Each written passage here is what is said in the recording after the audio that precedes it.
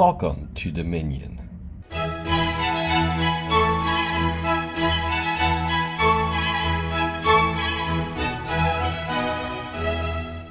The work of all historians is shaped by their worldview. 5 historians with 5 different worldviews can look at the same primary and secondary sources and draw very different conclusions based on their core perspectives.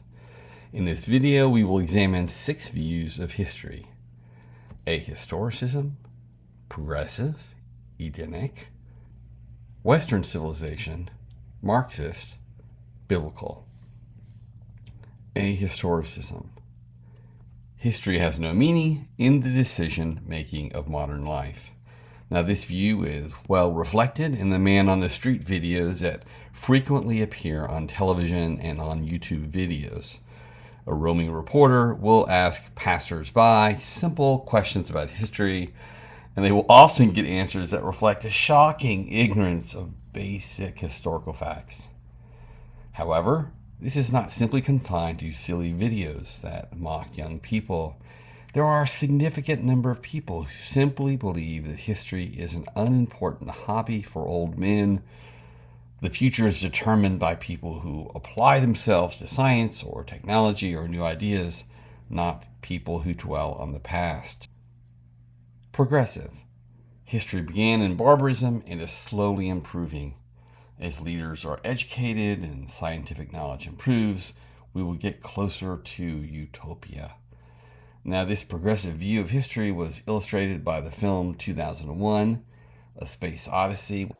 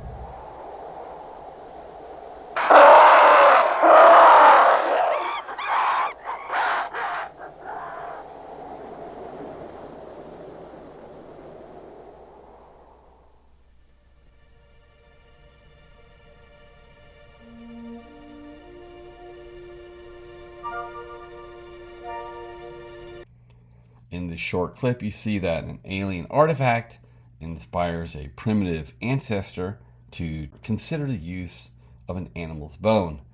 And the primitive creature begins to think. He uses the bone as a tool. This gives him a competitive advantage. The creature's descendants begin to employ more tools, causing a chain reaction that leads to men launching ships into space. The entire project of Darwinian evolution lends itself to a progressive view of history. After all life began with a single ancestor, according to this view. Reproduction brings variation. Natural selection propagates the strong while eliminating the weak. We all began as some single cell organism. Evolution has propagated many species, including advanced human beings. If we can progress this far, we can become something far more advanced. There's no such thing as human nature. Man is perfectible.